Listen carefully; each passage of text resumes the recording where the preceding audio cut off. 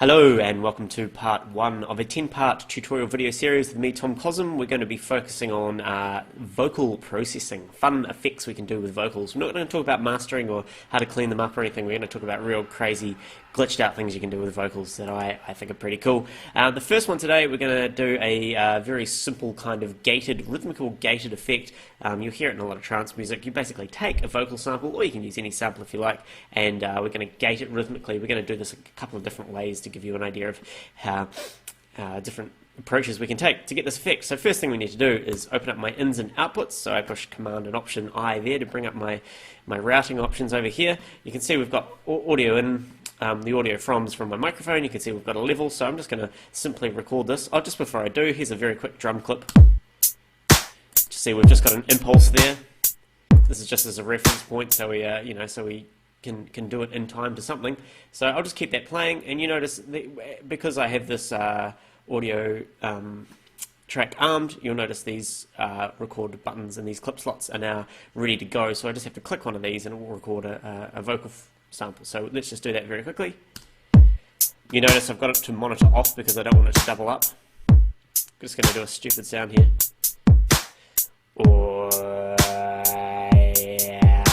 There we go. There we go. Very cool. So I'm happy with that. Now, there's a couple of ways we can do this. The most simplest way is to actually automate it with something. So what we can do is we can load in any audio effect which has some kind of volume control. You could use a compressor or whatever. I'm just going to use a limiter, a utility. Everything's out, not alphabetical. Where are we here? Where's my utility? Okay, so just a simple utility. I've just double-clicked that, added it to this audio track, and now if we click on this gain knob, we've selected this gain knob, we can actually open up the clip by double-clicking, and if we click on the envelopes button down here, it'll bring up our envelopes view. I'm just going to close this info view here. You'll notice we have these envelopes. You notice this line is now set. It's now changing the last parameter that we touched, which was, of course, the gain of the utility. Remember, you can go in here and you can change the different parameters if you want to change if you want the line to affect something else, but we want the gain. So one simple way is we can just go through this. We can just select an area of the audio and we can drag this line down. So you see how it creates 4 points for us. So now that's created a gap of silence. So let's have a quick look. Like so. Well, it's not complete silence. I think it goes down to, what does it go down to? It goes down to -35. Good enough. And now what we can do is we can select that area where we had that, created that dip, and we can duplicate that by Command D, like so. So that's just effectively opening and closing that gain for us. Very cool. I'm just going to Control Z and go back. Let's make these shorter. So I'm going to zoom right in, bring that back up, and we want it to be, let's say, here. So let's drag this down like so, drag this across, and let's duplicate that across many times. Let's do it lots and lots and lots and lots. And of course we can bring some of these gaps out if we want an even more cool effect.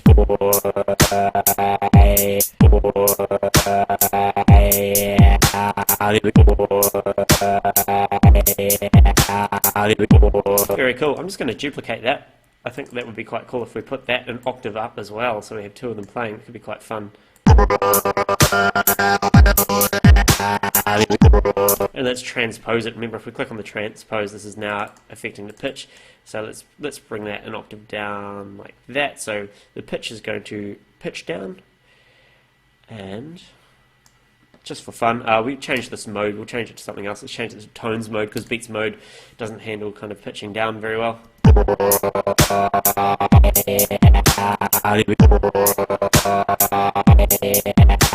Very cool. So that's one way to do it. I'm just going to delete that second one. We don't need that. Got a bit carried away.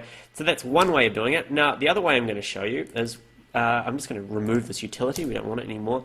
Is what we can do is we can create a new MIDI track. So Command Shift T, or we can go create MIDI track up the top. We'll call this Gate. Just rename it. What we can do here is we can load in a synthesizer. For example, an operator. Now if we play some notes there,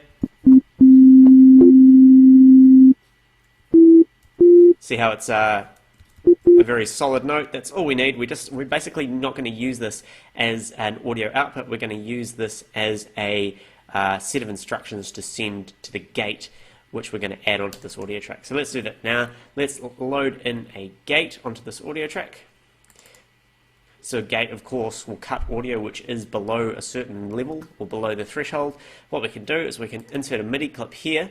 Let's put in some notes. So I'm just going to quickly put in some notes here. Where'd that one come from? Like so. Might as well do the whole lot.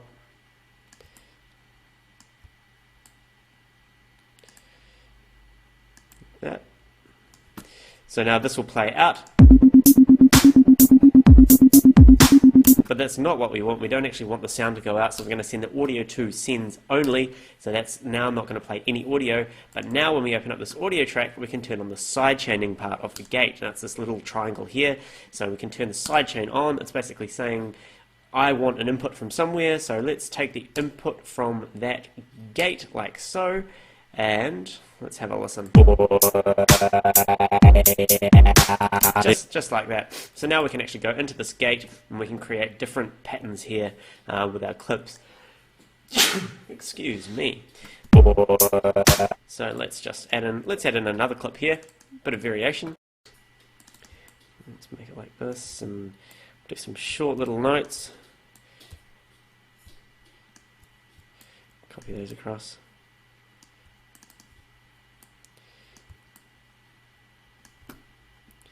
So you can see you can kind of create your own little presets with these clips. You can have all the different kind of patterns you want. Let's play that one.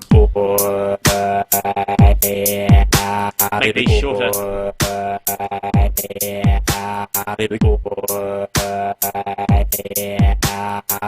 Very cool. I'm just going to quickly put a vocoder on that because I think that would sound cool. We'll just put it on pitch tracking mode. Put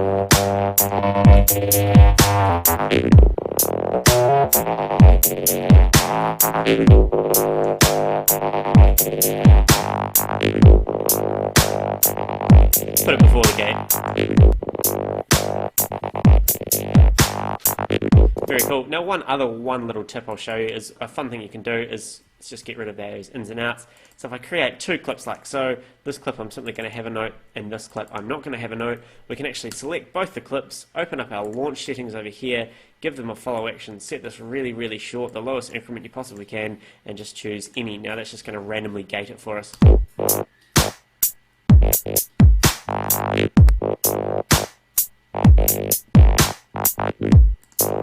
We can let's put some quick little notes in here like this as well.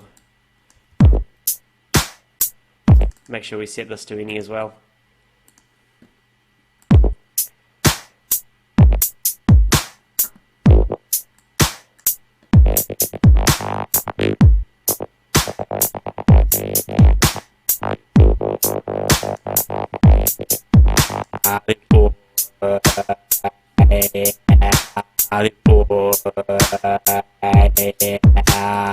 Very cool. So that's the whole concept of the gate. Again, this is really good if you actually do have live vocals or something like that, or you can use it with guitars or any instrument, your saxophone or I don't know, ocarina or whatever the hell you play. Yeah, you can use this and you can align your presets up like this. So we could call this gate 1, etc.